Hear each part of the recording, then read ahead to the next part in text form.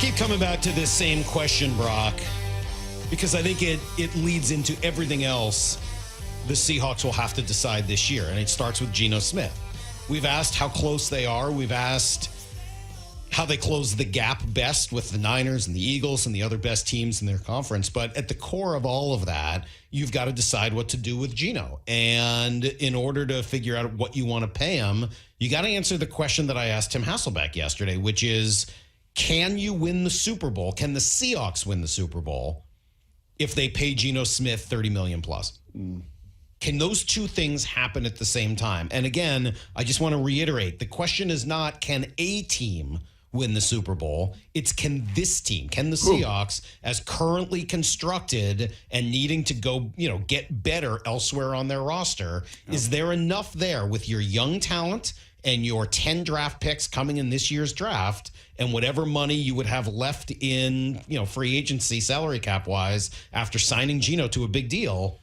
Can the Seahawks win a Super Bowl after signing Geno Smith to a big deal? Yes, and this has just been the hot question. And still, I give you, just flip it around and watching NFL Live this morning, still 72 hours later, can the Cowboys win a Super Bowl with Dak Prescott, right? And over the last, 10 years, can the Packers win a Super Bowl paying Aaron Rodgers $40 million, $50 million this upcoming season, right? I mean, this is not a Seattle-centric conversation. This has been one since Russell got paid.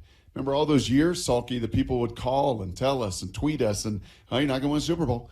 Not going to happen. The numbers tell you that. When you have a quarterback that takes X percent of the cap, you've not seen a team win. Now, they've been there. Matt Ryan's been there, and others have gotten there. But to actually win a Super Bowl when your quarterback takes, I don't know what the number is, some line like 25% of your cap. Yeah, I forget what the number is, you're not going to win it. So, this is not necessarily a new question, but it's new here because nobody expected us talking about this.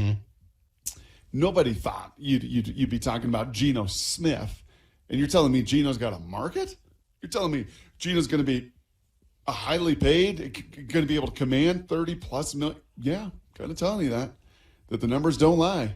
But and you heard Kevin Burkhardt last hour talk about it. Yeah, man, like the Seahawks, Geno, come on, it's the right fit. Brock Purdy this year, right fit. Jalen, right fit. Right fit. Find the right fit. All those things are true. And Geno's the right fit here. That's what makes it important to add that first bit of context, right? The Seahawks. This is not about Geno necessarily. It's partly about him, but it's also about the other half of that equation, which is the Seahawks part of it. Can the Seahawks win a championship with Geno Smith making money? And on one hand, I think you're right. He's a great fit for what they do. He runs this offense very well. His skills are very much in line with what Shane Waldron wants to do. We saw it on display this year. It is a known quantity, a bird in the hand. Yep.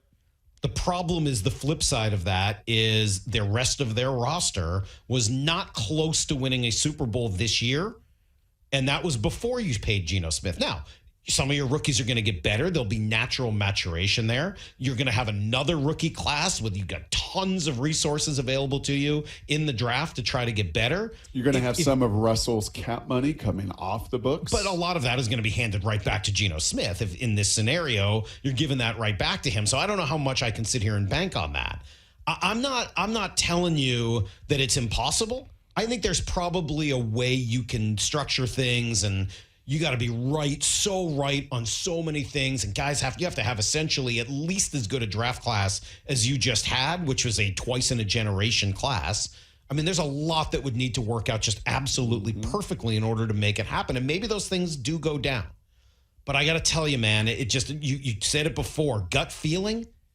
It's hard for me to picture that script where you pay Geno Smith $35 million, for example, and then win a Super Bowl in the next 2 years with him. And it's not just because of him. It's not a shot at Geno. I can imagine Geno raising the trophy and what he would say afterwards. That's not like impossible for me to imagine. It's really hard for me to imagine they're going to build a good enough team around him while paying him that much money to find their way to a Super Bowl. It's hard for me to fathom. Yep, you'll have a lot more margin for error if you don't have to allocate those kind of funds. But it's margin for error for the whole rest of the roster. Yeah, but Brock, Geno, The thing about Patrick Mahomes and Joe Burrow is they give you margin for error because they're so good, right? They're in that elite category where they can make up the difference for mistakes. I think Geno can be a very good quarterback, and I think he could win a Super Bowl. I don't think he can make up for mistakes everywhere on your roster. Yep. And that's basically what it comes down to. And that's why it's hard for me to imagine giving him the kind of money that he probably deserves right now based on the year he's having and the market for his services. Let me hear from Tim Hasselback, because you asked him that point blank yesterday. Can you win a Super Bowl paying Geno $30+ million? Here was Tim. Yes, I think you can. But I think that, if you look at, to answer your question, yes, because I think if Geno Smith can play, like composite, like how he played for the vast majority of the season, if you get that kind of play in the postseason, that's good enough to win a Super Bowl. It feels to me, Salk, when we have these conversations and we entertain them with people in and around the Seahawks, you and I get very caught up in this salary cap. And do you get this similar sense that many times then when you talk to the people, it's like, no, there's a cap. Yeah, I get it. But there's a lot of ways around it. And there's a lot of ways to figures don't lie, liars figure, to account and move money around when you need to. Right now, there's no. But you got to pay the piper eventually, and you're seeing that with the Rams this year, right? Yes. I mean, they're over the cap and are going to have to cut people. In the article that started your conversation earlier, right, Jeremy Fowler's article, he had somebody suggesting that the Rams end up trading Jalen Ramsey and maybe more because they just can't afford to keep all those guys anymore. Correct, because when you get to now that point, and there's that many pieces on your board, and it's Richard, and it's Earl, and it's Cam, and it's Bobby, and it's KJ, and it's Doug, and it's Russell, and it's Marshawn, like, okay, yeah, we're going to have to take D linemen and flip them into O linemen on our O line, right? Like, you're going to have to absolutely pay the piper in some of those ways. In this situation, you're locked into DK. He's one of those pieces. You're going to pay him average per year, a lot of money in the years ahead. You're unfortunately, and this is the one that really stinks, if there's no Jamal Adams in this conversation, if you could just blink your eye and everybody gets a freebie, gets a mulligan. Hey, you know what we're going to do for the league? We're just, we all realize we're a little strapped here in the COVID thing and the squeeze. So every one of you gets a mulligan on your roster, one of them. You just wash it clean. If you could do that with Jamal, this wouldn't be a big deal. It really wouldn't. You'd figure out the fit and the price with Geno, and he may not be subtweeting Drake lines, but you can't do that. And Jamal is on the hook, and you make that move, and whether you spread it over 2 years or 1 year, it's $23 million in dead cap. So that's unfortunately a little bit of the albatross that makes this Geno one, and every team has it. That's not to point out, that bad move by Seattle. Every single team in the league has a contract they're looking at going, that was not smart money, right? That was, unfortunately, we're a little bit on the hook for that one. So I'm with Tim. I think you can still win a Super Bowl, paying Geno 30, not 40, not 45. Certainly, nothing in that realm, but everything else got to be right. Your draft's going to have to be a home run. You're going to have to find a possible trade partner like Philly did with A.J. Brown last year. Do you think, Brock, that gives you as good a chance of winning a Super Bowl as you would if you walked? Because I get it. You can do it if everything else works out. I mean, there's a version of the world in which every other quarterback in your conference gets hurt and you win it that way too. But does it give you as good a chance to win as if you were to let him go and try another round? Gosh, yeah, that's what it comes down to, right? Know. And that's the bet that John Schneider needs to make. That's where it gets squishy. I find myself, as we're talking through this, really with a huge level of, and I always forget if it's empathy or sympathy, for Geno Smith. Life's not fair. Life really isn't fair for poor Geno. And I mean that dead seriously.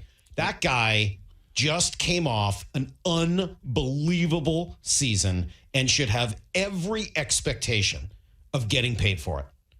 Absolutely 100% totally agree with Geno Smith's point of view. I just did what I did. I showed that I'm one of the best quarterbacks in the game over the course of a full year, and I deserve at the very least franchise tag money, and maybe more than that. I don't disagree with him for a moment. I've earned it. Yeah, he has. Earned it. That body of work this season over 4+ months, you earned it. And I think he's good enough to deserve that kind of paycheck and maybe win with it in the right situation. But I'm having a hard time understanding how the Seahawks get good enough while paying him that money and in order to win a Super Bowl. And as much as, they can have goals of paying out and paying guys and giving people what they earn and getting better and this, that, and the other, the ultimate goal is to win a Super Bowl. And it's really hard for me to see how that path works. Tell me if this while paying him that money. Tell me if this little play on words works. It may not. You're the writer. You're the wordsmith. I'm not. But, we were in the lyrics last hour and had a lot of fun with that.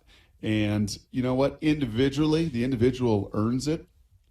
But what the team yearns for, very different. Oh, difference between earning and yearning. Yeah. Wow. You like that? That's a good rhyme. I mean, I certainly appreciate the rhyme scheme Hey, that man, you're bringing out there. You've earned it. There's no question. Individually, man, you have earned it. Your body work was good enough. Your numbers don't lie. You were there every snap. As Tim said yesterday, which is never gets talked about nearly as much, but emotionally, the way you handled the roller coaster and the ups and the downs and the losing 5 of 6, and you never wavered, man.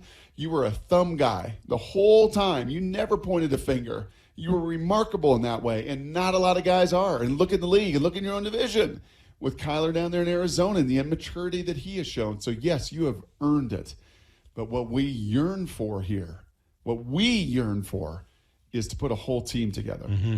And, Tom Brady still is. I mean, it still is some of that example when he was in New England, Mike, right? You've earned the chance to make $50 million a year back then, but you didn't because you yearned for more winning and more winning and more winning. And you did take a little less and you did sacrifice on the front end a little bit for more and more and more and more. Russell didn't do that. Most guys don't do it. Mm-hmm. Almost nobody has done it. And especially when you've waited 9 years for your payday. And the problem is, in order to really make it work with Geno, I think it's probably got to be significantly below what his market value is. It's a weird situation, man. It's a situation unlike any I can ever really remember in dealing with a quarterback. And I do feel really bad for Geno. I don't think it's his fault that the Seahawks are sort of in a position that they're in with him.